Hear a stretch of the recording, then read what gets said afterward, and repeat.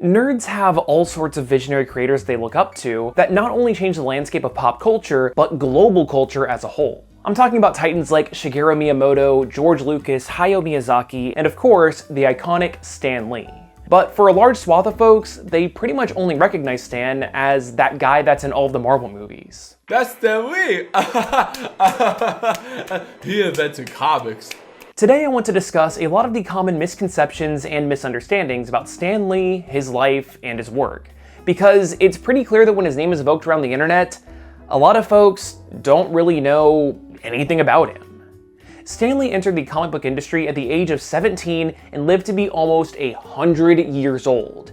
And having been rich and famous since his early 20s, this allowed him to live an extremely unique life that's been misconstrued and contradicted, many times by Lee himself. So join me as I try to untangle this complicated web as we dive into what people get wrong about Stan Lee. But you know what? If there's one thing that Stan Lee really liked, it's making money. So it's in the spirit of things to include a sponsor for today's video. So big thank you to Trade Coffee. Y'all have seen me with a ton of mugs, and that's because I actively drink coffee while I work on my content. And people insist these mugs must be empty because they don't slosh around, and I usually don't drink on camera. But that's because I don't fill them up all the way, and when I drink on camera, people get extremely mad about mouth sounds. Anyway, Trade is a must for any coffee lover because they help you discover new coffees from the nation's best local roasters, and they match to your taste. Simply take a quiz to curate your matches, wait for them to deliver the beans right to your door, rate the flavor, and do it all over again. All of the coffee is roasted and shipped within 24 hours for peak freshness, and you're supporting local businesses. I'm personally loving this Florus Bellis from Denver, Colorado. If you go to my exclusive link, then you'll get your first bag from Trade Coffee absolutely free, including free shipping. And if you don't love it, then they'll send you a new bag that you will love. So big thank you to Trade for making this video possible, but now let's get back to it. Alright, so let's get the easy and most obvious misconception out of the way to start off this video. Stan Lee is not Stan Lee's real name. Kind of.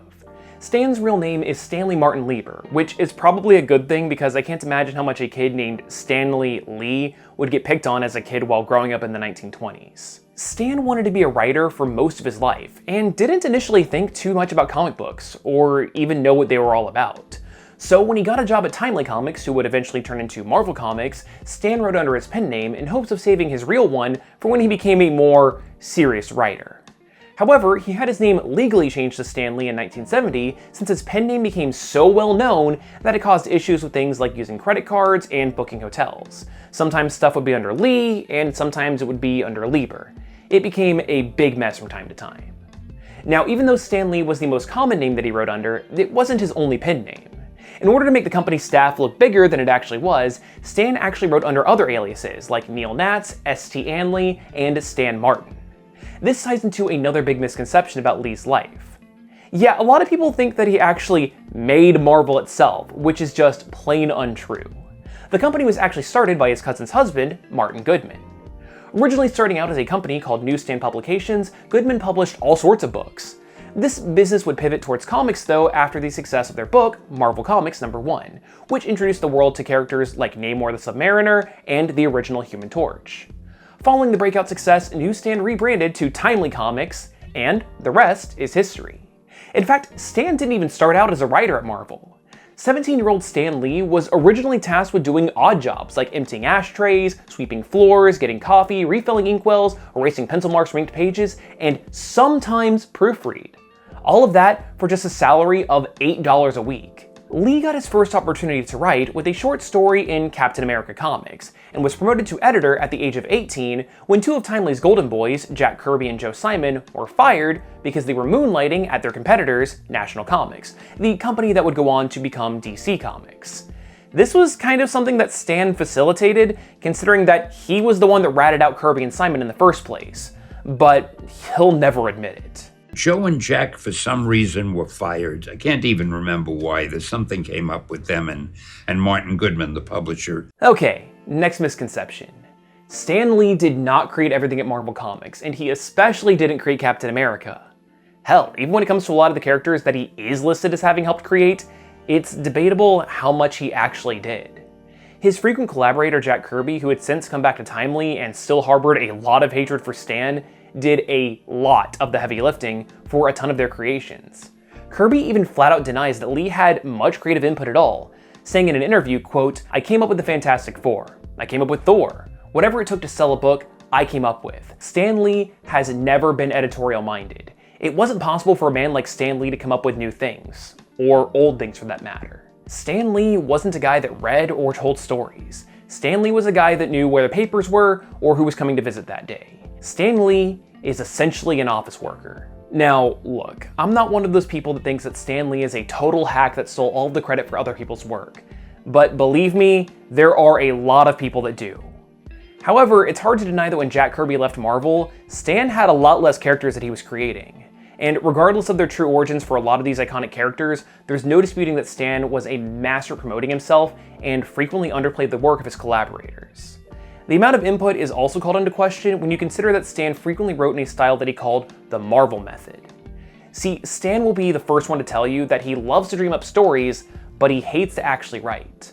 On top of that, he was getting extremely busy and wasn't able to write full scripts for each of the comics. So to cut down on his work, he started to just give his artists overall summaries of what he wanted the plots to be. The artists followed the outline, but drew out the comic however they wanted, and once they were done, Lee would go back and insert the dialogue and onomatopoeias. So yeah, Stan Lee took an unorthodox and more hands-off approach to a lot of his writing, but he was still prolific and had a lot of creative control and direction. A lot of this control can be seen in the politics that Lee loved to inject in his books. Yeah, contrary to what you might hear from a lot of people online, Stan Lee was not apolitical, and every time that somebody says that Stan Lee is rolling in his grave when Marvel includes something like a diverse character, then they're invoking his name without knowing what Stan Lee was all about. From 1965 to 2001, Stan had a column called Stan's Soapbox, where he talked about all sorts of stuff, but frequently used it to champion diversity. Here's a couple of my favorites. From time to time, we receive letters from readers who wonder why there's so much moralizing in our mags. They take great pains to point out that comics are supposed to be escapist reading and nothing more. But somehow, I can't see it that way. It seems to me that a story without a message, however subliminal, is like a man without a soul. And from where I sit, bigotry is one of the many stains upon the human echelon that must be eradicated before we can truthfully call ourselves civilized. It comes in many forms and shapes, but it's most easily recognized in the forms of cruel and mindless generalizations, such as when you hear some yo-yo say, all Italians are like this, or all Germans are like that, or all women are so-and-so, or all blacks, or Catholics, or Jews, or redheads, or whatever are like this. Well, they may not be aware of it, but the turkeys that talk that way, and it's always done in a disparaging put-down manner of course, are bigots. Plain and simple. Anyone with an IQ slightly above a cretin's has to know that all of any type of human are never always the same. There are good people and bad people in all categories in between, and you'll find them amongst all races, religions, all sizes, shapes, and sexes. You want to dislike someone? Be my guest. It's a free country. But do it because he or she has personally given you a reason to feel that way, not because of skin color or religion or foreign ancestry or any other moronic mixed up mindless motive. Because if you justify your hatred by smearing everyone in a given group with the same brush, you're a bigot, Charlie. Now, even though Stan said a lot of great and progressive stuff like that, there's people who think that he was a saint. That's not true. Stan Lee was without a doubt the face of Marvel Comics, and like I said earlier in the video, he frequently put the spotlight on himself and downplayed the role of his collaborators. Additionally, Stan became an extremely rich man. His collaborators did not. On top of that, when Marvel was finally giving back artists their original artwork, Jack Kirby had a special contract thrown at him. Unlike the other artists that they had employed, Kirby's paperwork required him to forego any claims to the characters that he worked on. Yeah, all of Kirby's original artwork was essentially being held hostage unless he gave up the intellectual property that he had a claim to. It's actually a super interesting story that I would love to make an entire video all about. But anyway, Stan Lee could have used his influence to stand up for the man that helped him create almost every single character that he was made famous for. And he didn't. Alright, so how about some lighter subjects? Stan Lee is well known for making cameos in Marvel movies, but contrary to popular belief, he hasn't been in them all. In fact, people think that it's in his contract to be in them, but it's not. The Marvel movies that don't have Stan Lee cameos are the old serials from the 40s and 50s, the Marvel animated features, The Incredible Hulk Returns, the 1990 Captain America movie, any of the Punisher, Blade, and Ghost Rider films, though a cameo for the first Blade movie was actually filmed but didn't make it into the final cut, Howard the Duck, Elektra, X2, X-Men Origins Wolverine, The Wolverine, Logan, First Class, and Days of Future Past. Fun fact, Stan's first Marvel cameo was actually in the TV movie The Trial of the Incredible Hulk, which was based on the Hulk TV show. There's also folks that think that Stan was at Marvel until his death in 2018, and that's only sort of true. In 1981, Stan stepped away from working in the comics in favor of moving to California to develop Marvel's TV and movie properties, but his name was continued to be plastered all over books that he had zero involvement with. See, ever since Stan stepped away from the editor-in-chief role in 1972, his replacement, Roy Thomas, still wanted to keep his name in the comics, and started the trend of every issue having a big banner proclaiming, "Stan Lee Presents." This continued for years until 2005. In the 90s, Stan was pretty much doing nothing at Marvel, and was given the title of Chairman Emeritus.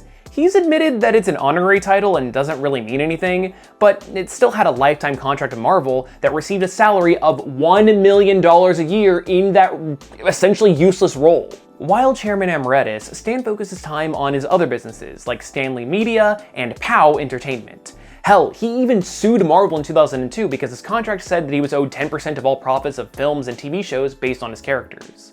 So yes, Stan was involved with Marvel all the way until he died, but not really. He just collected a paycheck and voluntarily went to conventions. It's also not a misconception, but I found it really delightful that Stan Lee was also an avid player of the ocarina.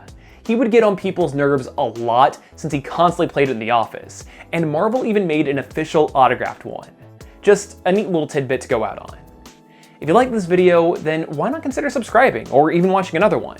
And if you liked this, then chances are you like Marvel. So good news, I have a playlist with every single one of my Marvel videos in one convenient place. So maybe consider checking some of those out. But anyway, I hope you learned at least a little something new, and hopefully, I'll see you next time.